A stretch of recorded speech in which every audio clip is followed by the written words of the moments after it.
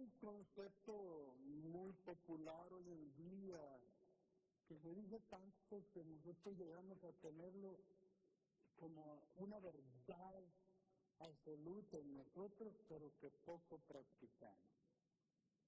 ¿Sí? Es complicado, ¿verdad? Llegamos a creerla tan poderosamente, pero muy poco la practicamos. Nuestra lucha es contra el enemigo y no contra los hermanos en la iglesia. Muchas personas dicen eso, pero a la hora de practicarlo no se puede. Pues bien, la iglesia debe saber que las batallas que nosotros libramos son batallas contra nuestros enemigos. Pero ¿quiénes son nuestros enemigos? ¿Cómo sé yo quién es mi enemigo y quién es mi amigo en el Evangelio? Mi enemigo es Satanás y sus secuaces. No son las personas que están en el pueblo. No son otros ministros que ministran el Evangelio. Nosotros más bien estamos unidos en Cristo para llevar a cabo la obra del Evangelio. Y debemos estar unidos. Él se habla mucho de ecumenismo, por ejemplo. Y he escuchado a muchas personas desde los púlpitos condenando el ecumenismo. Pero en realidad entendemos qué es ecumenismo. En realidad lo entendemos. Sabemos lo que es. ¿Y cómo y cuándo es que nosotros entramos en ecumenismo con otras denominaciones? Por supuesto que si vamos a hablar de ecumenismo entre las religiones históricas como el catolicismo, el budismo, el hinduismo, el judaísmo, el islam, si vamos a hacer alianzas, porque el ecumenismo no es otra cosa que alianzas religiosas entre diferentes grupos cristianos. ¿Qué comunión puede tener el Islam con la Iglesia de Cristo? ¿O qué comunión puede tener el budismo, hinduismo con la Iglesia de Cristo? No hay ninguna comunión. Nosotros no podemos entrar en el comunismo común. Sin embargo, si yo voy a hacer alianzas con otra iglesia que promulga la misma fe que yo promulgo, que cree lo mismo que yo creo, que podemos tener alianzas para que el Evangelio progrese, ¿por qué no hacerlo? Y eso es el comunismo. Eso significa que nosotros estamos haciendo alianzas para llevar a cabo la obra del Señor. Pues Pablo y los filipenses tenían una alianza espiritual, una alianza emocional, una alianza que los movía a ellos en amor a orar los unos por los otros. Y aún cuando está preso, los hermanos de Filipos siguen orando con él. ¿Alguna vez ustedes han escuchado la historia de los espartanos? Y cómo los espartanos dicen que un espartano podía pelear con 3 y todavía salir victorioso. Se cuenta una historia de una guerra que se vivió, esta historia, en el año 480 antes de Cristo. El rey Leonidas de Esparta luchó con un ejército de Jerjes mucho más poderoso que el de él. Y aquí se cuenta que 300 espartanos fueron a la lucha contra Jerjes, que eran miles de personas las que traía Jerjes para luchar contra él. Por supuesto que no salió victorioso en esta lucha, porque era muy desigual, pero se alaba hasta hoy la gallardía, la capacidad de guerra que estos hombres tenían. Hermanos, así es como Pablo presenta a la iglesia de Filipos. Hombres que son, hombres y mujeres capaces de ponerse las botas y salir a la lucha por amor al Evangelio.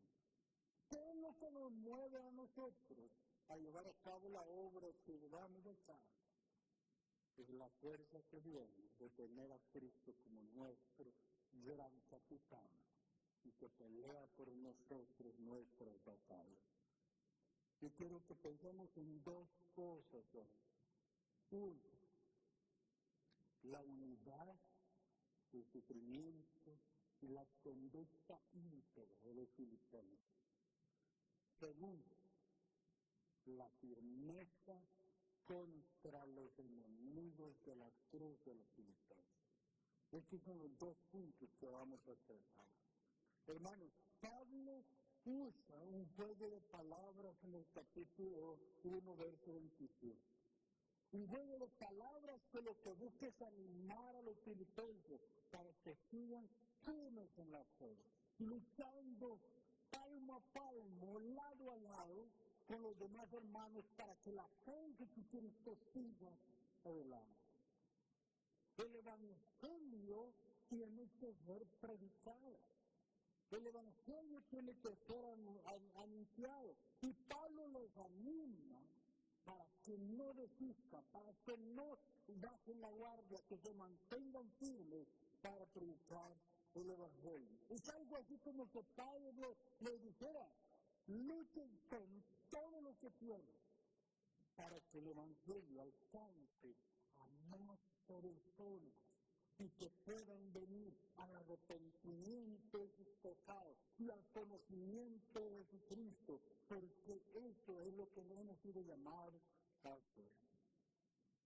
Estén firmes, no desmayen, manténganse, porque el Señor y Salvador Jesucristo pelea con ustedes esta gran batalla.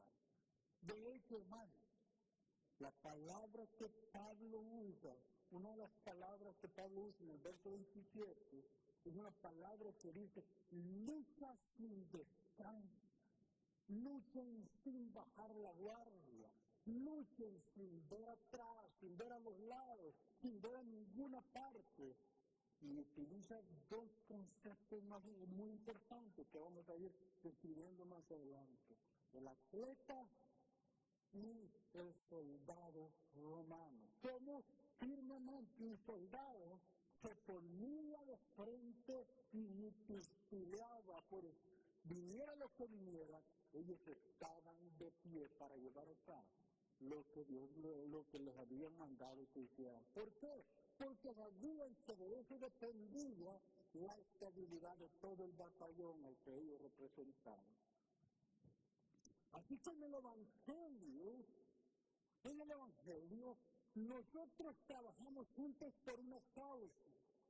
Yo no trabajo aislado, ustedes no trabajan aislados. Todos trabajamos juntos por una causa. Y es que la causa de Cristo, no es la causa del pastor José, no es la causa de los ancianos, no es la causa de los ingleses, no es la causa de nadie, es la causa de Cristo por la que nosotros peleamos. Esta frase no se encuentra en ninguna otra parte del Nuevo Testamento, solo en el verso 27 encontramos esta frase que utiliza Pablo. La fe debe estar en armonía con el Evangelio.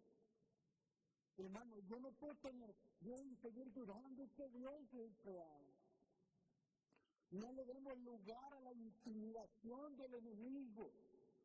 No le demos lugar a que el enemigo se moje de nosotros, sino más bien mantengámonos firmes. Lo único que puede sostener la verdad y la verdadera unidad es el Espíritu de Dios, el Espíritu del Evangelio. Las personas pueden partir alguna cierta unidad en la sociedad. Pueden compartir unidad en la área social, pueden compartir unidad en un círculo íntimo que tengan, pueden compartir cierta afinidad por una causa, pero la verdadera unidad es la que el Espíritu Santo nos llama a guardar. Pero para guardar esta unidad tenemos que haber nacido de nuevo.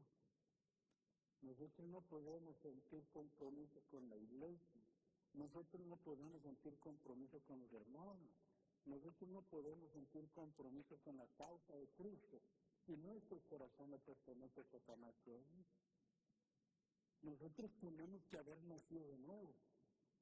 Eso es lo que le dijo, por ejemplo, Jesús a Nicodemo.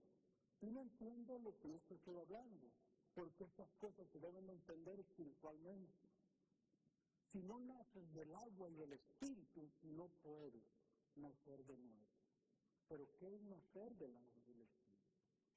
¿Qué es nacer? Pues mire, para eso es entrar el contexto de la plática que Jesús tiene con la samaritana. La plática que Jesús tiene con la samaritana es interesante porque le dice a la samaritana Jesús, si tú bebieres del agua que yo te daré, nunca más tendrás sed. Mas si bebes de esta agua, a una hora después vas a estar con sed de nuevo. Pero si yo te doy del agua que brota para vida eterna, nunca más tendrás sed. Jesús estaba hablando de Él mismo, del Evangelio, que el Evangelio tiene que cobrar vida en nosotros para que nosotros podamos entender lo que significa ser hijo de Dios y lo que significa pertenecer a una iglesia.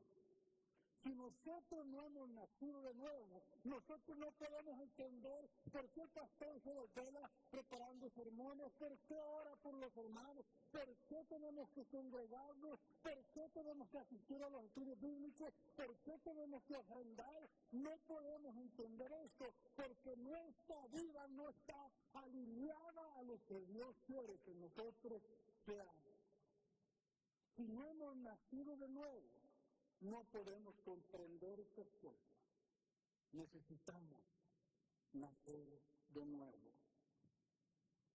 Los filipenses les dice Pablo, mantengan una conciencia íntegra. Mantengan una conciencia íntegra. Pablo trata de recordar de los filipenses la importancia de la unidad cristiana.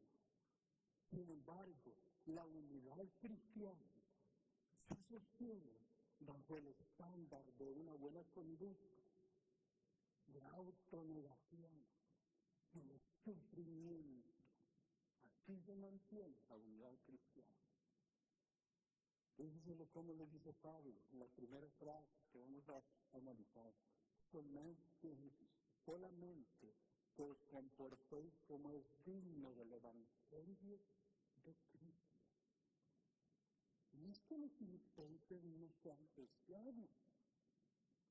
Los filipenses son personas íntegras delante de Dios, pero esa integridad cristiana puede sacar.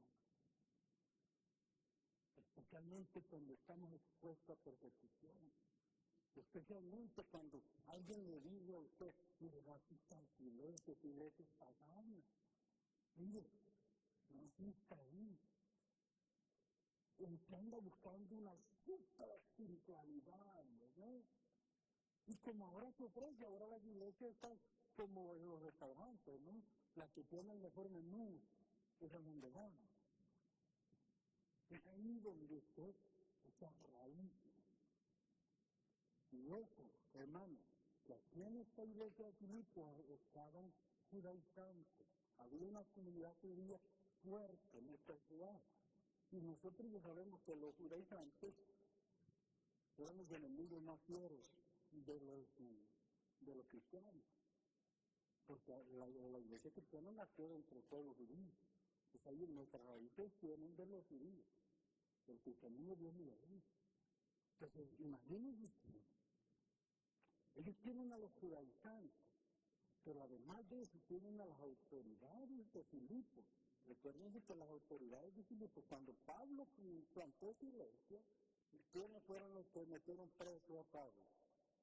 Los influyentes de la ciudad llamaron a los magistrados y metieron preso a Pablo y a Silas, después de pegarle una gran paliza.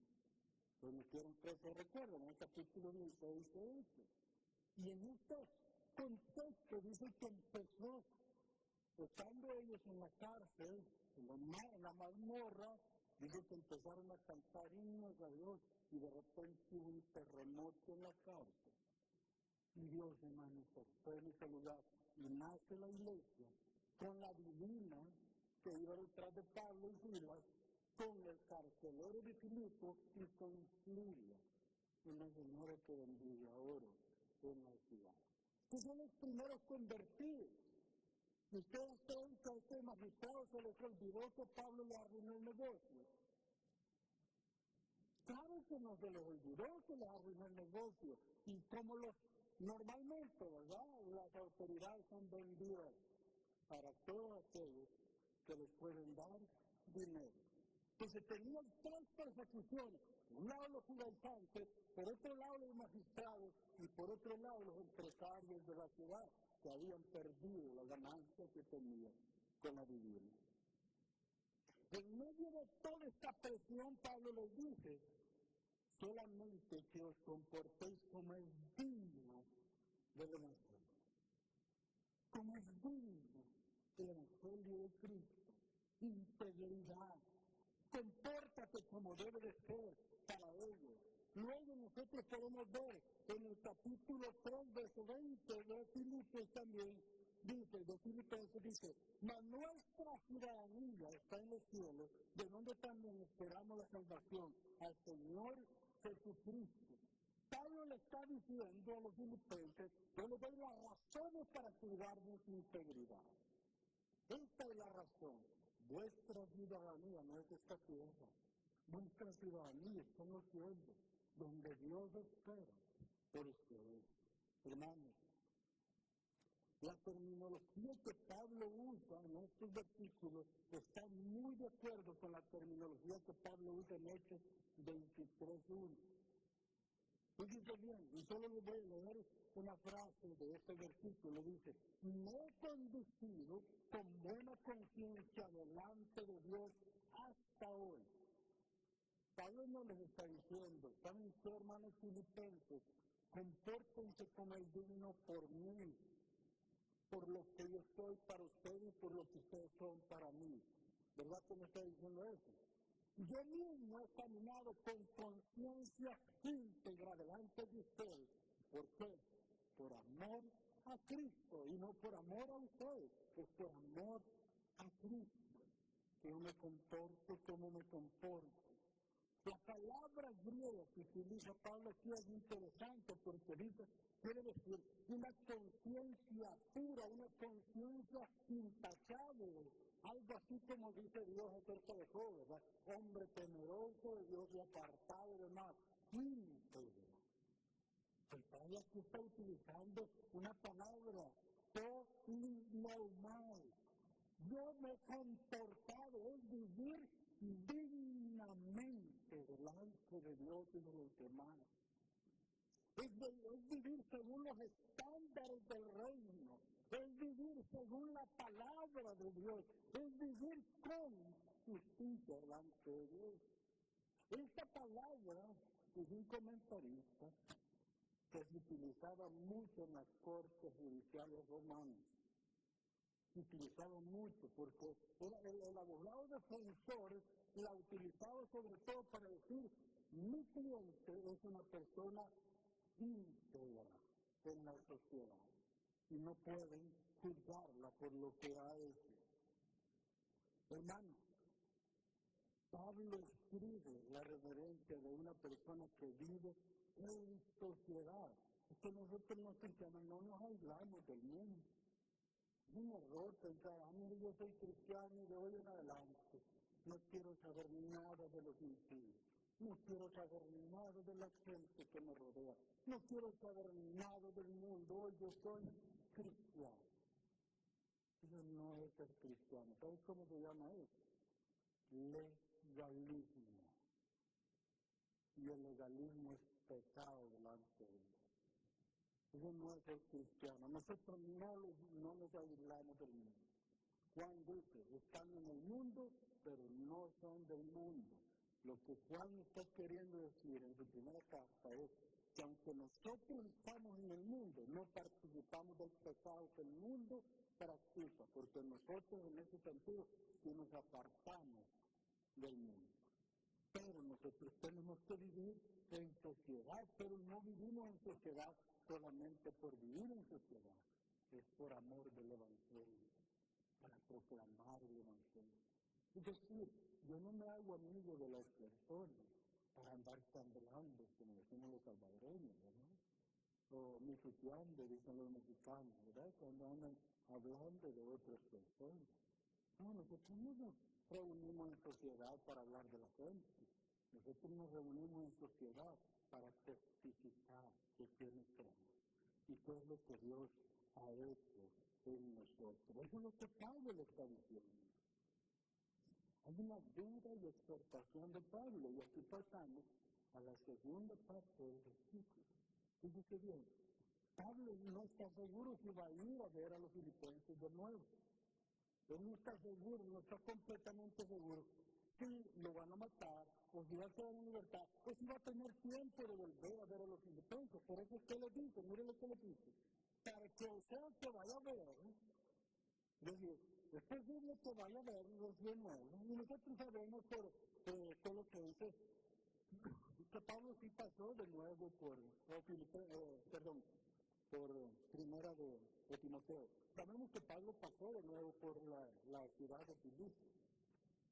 Pero miren lo que dice, para que, o sea que vaya a veros, o que esté ausente, oiga de vosotros que estáis firmes en un mismo espíritu. Hermano, esta última palabra que Pablo usa, involucrando espíritu, y aquí no está hablando del Espíritu Santo, sino está hablando de la comunión que hay entre hermanos. Por supuesto, que infiere que el único que puede guardar esa comunión espiritual entre los filipenses es el Espíritu Santo. Pero él está hablando más bien del espíritu humano. No es cierto que a veces nosotros hacemos conexión con otras personas. Desde que nomás los vemos, hay algo espiritual que nos conecta. Es el espíritu de nosotros conectados con el espíritu. Pero no es cierto que a veces recibimos rechazo y damos rechazos cuando vemos a una persona. ¿O no le ha pasado eso a usted? Y algunos en El Salvador sí tienen esta frase: esta persona no me inspira confianza. Me cayó mal desde el día que lo vi, o desde el día que la vi. Desde ese día me cayó mal. Pues en este caso, Pablo le está diciendo, mire, manténganse en un mismo espíritu, es decir, en una misma visión, en una misma esperanza, en una misma dirección, manténganse ahí. Un verdadero cristiano, hermano, en este caso, una iglesia verdadera, no necesita que su pastor y el cuerpo oficial esté con ellos todo el tiempo. Una verdadera iglesia, lo único que necesita es la vida de tu Espíritu Santo para caminar. Hermanos, es importante que los pastores y el cuerpo oficial estén detrás. Pero hermanos, la gente le tiene más miedo al cuerpo oficial que a Dios. Yo no voy a pasar hoy por este lugar porque este lugar lo frecuenta el pastor y los ancianos, y más de alguno me puede ver. Eso no es tenerle miedo a Dios o temor a Dios, sino tenerle miedo al cuerpo oficial de la iglesia, y eso no es bueno. No es bueno, hermano. Nosotros somos llamados para temer a Dios sobre todas las cosas. Miren, hay una doble fraternidad que Pablo aquí pone. Lo primero, de los filipenses deben de mantenerse unidos en un mismo espíritu. La palabra que Pablo usa es respeto, un mismo espíritu, estar firmes, mantenerse aún bajo ataques, bajo situaciones difíciles, mantenerse de pie y no desistir. Segundo, guardar la unidad y seguir el propósito de Dios. Hermanos, mi nuevo día no sigue mi propósito. No sigue lo que yo les digo que debemos de hacer. Debemos de seguir el propósito de Dios. Y el propósito de Dios está en la gran comisión. La gran comisión. Por tanto, ir y hacer discípulos a todas las naciones, bautizándolos en el nombre del Padre, del Hijo y del Espíritu Santo, y enseñándolos que guarden todas estas cosas. Y aquí que yo estoy con vosotros todos los días hasta el fin del mundo. Ese es el propósito de Dios. No tenemos otro llamado. Este es el llamado que nosotros tenemos delante de Dios. Hermano, los miembros, la iglesia, fíjense bien, la Escritura dice que hay un solo bautismo, hay un solo Espíritu, hay un solo Dios y hay una sola iglesia. Es lo que la Biblia nos enseña. Hay un solo cuerpo de creyentes y este cuerpo de creyentes camina, lucha y se sostiene juntos para llegar a la meta, para no desistir. Y si uno se cae, el otro lo levanta. Y si el otro está tambaleando, el otro lo sostiene. En fin, cada uno de nosotros nos sostenemos para llegar a la meta. Entonces no es eso lo que dice el Salmo 133:1.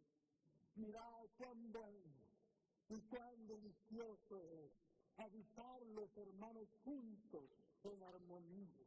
Es como el buen óleo, el cual desciende sobre la barba de Aarón y baja hasta el borde de sus vestiduras, como el monte de Sion. Hermanos, eso es lo que nosotros somos. Nosotros como cuerpo. Es hermoso que los hermanos se reúnan para adorar a Dios en armonía todos.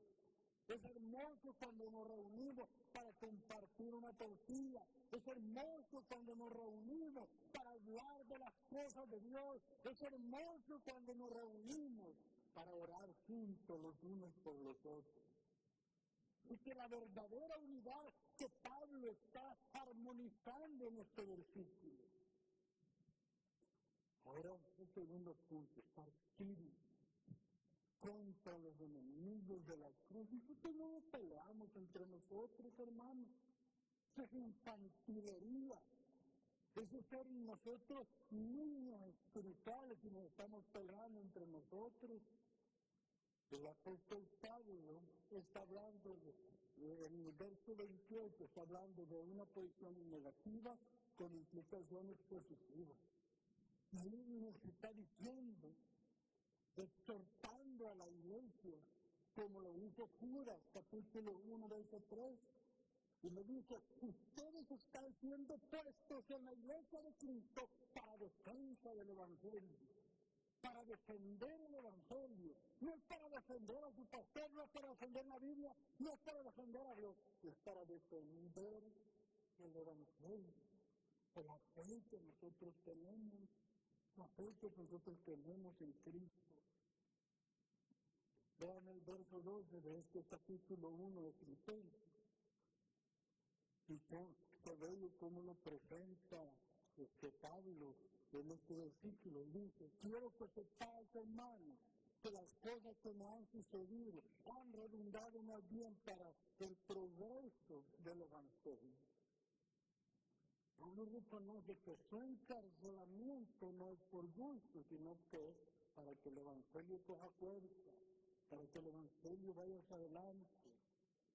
Hermanos, la lucha que la iglesia tiene, dice Pablo también en el capítulo 6, verso 12 de Efesios, porque no tenemos lucha contra sangre ni carne, sino contra principados, contra gobernadores que deambulan en las regiones celestes. Hermanos, el reino de Satanás es el cosmos, la tierra, y él está en la atmósfera terrestre, está entre la atmósfera terrestre y el infierno, y él sube y baja, y en medio de todo eso, él siempre anda buscando cómo destruirnos. El apóstol Pedro dice que anda como león rugiente buscando a quien devorar. Entonces nuestra lucha no es con el hermano, nuestra lucha no es contra la hermana, nuestra lucha es contra Satanás y sus legiones de demonios que buscan nuestra caída. Porque saben una cosa, Satanás no se mete con su gente. Más bien le da más, y le da más, y le da más para que se condenen más. Satanás se mete con la iglesia porque él sabe que si él destruye la iglesia de Cristo, Él gana terreno en esa región, Él gana terreno en todo lugar, Él gana terreno entre la gente.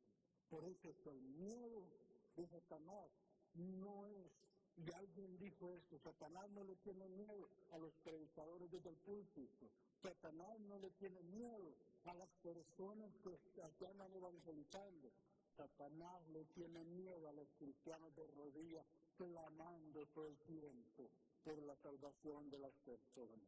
Ese es el miedo que tiene. ¿Por qué le tiene miedo a todo eso? Porque sabe que nuestra lucha no es contra sangre ni carne, sino contra principados que están contra la iglesia.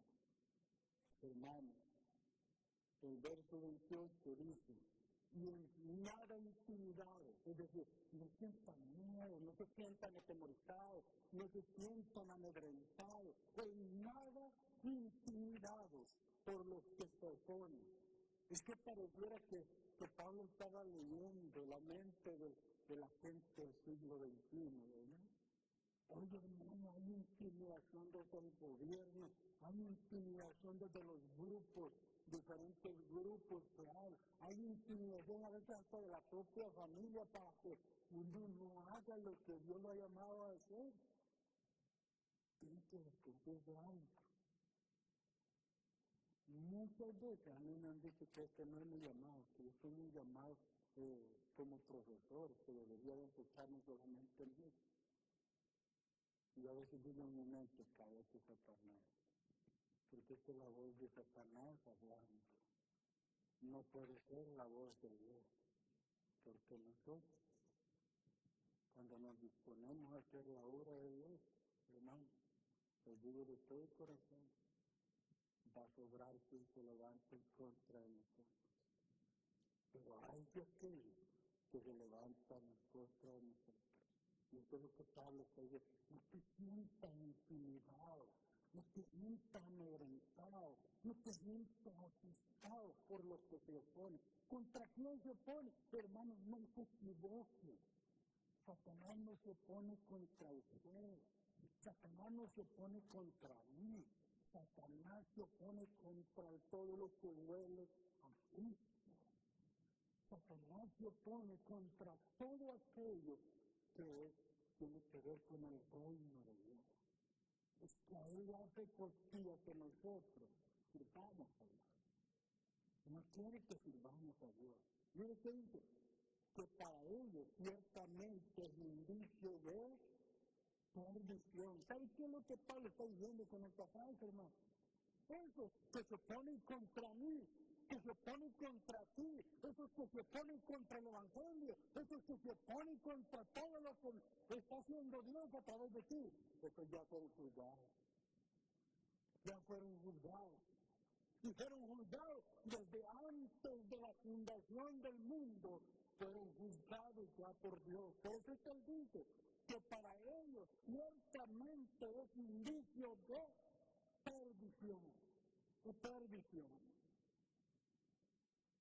Hermanos, seguro está esto, ¿verdad? Te voy a comentar acerca de un gran predicador del siglo XVII. Finales del XVI, principios del XVII, su nombre era Juan Knox. Juan Knox fue un hombre chaparrito. Dicen que era bien chaparrito. Y delicadito, era un hombre que un soplo lo podía botar, pero con un carácter, hermano,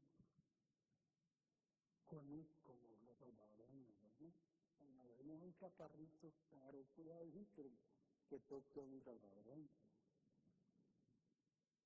Dice que este hombre,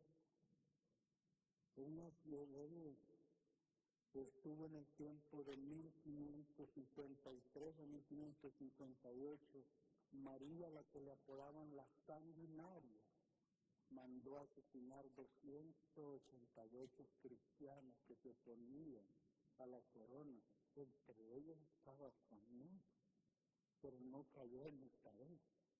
Y Juan Dicen que mandaba cartas y se levantaba contra la corona y hacía movimientos contra la corona, oponiendo a la corona por la barbaridad que estaba haciendo. Un hombre que no era corpulento, no tenía gran estatura, pero su estatura era el poder de Dios que estaba en él. Eso es lo que lo manejaba. James Douglas, cuarto conde de Morton y referente de Escocia, dijo estas palabras que son parado al lado de la tumba de Knox, después de que Knox murió porque no lo mató Mariela Sanguinaria. Pero al final todos tenemos que morir, ¿verdad? Pues murió, dice, y dice que este conde se paró al lado de la tumba de John Knox y dijo estas palabras: aquí yace uno que nunca temió el rostro del hombre. Hermanos, si nosotros vamos a interpretar estas palabras, Juan Knox nunca temió a los que matan el cuerpo. Nunca le tuvo miedo a los que matan el cuerpo, porque el alma no lo puede matar. Jesús dijo las mismas palabras de diferente manera. Dijo: no tengas temor de los que matan el cuerpo, mas el alma no puede tocar. Más bien temer al que mata, uno, singular.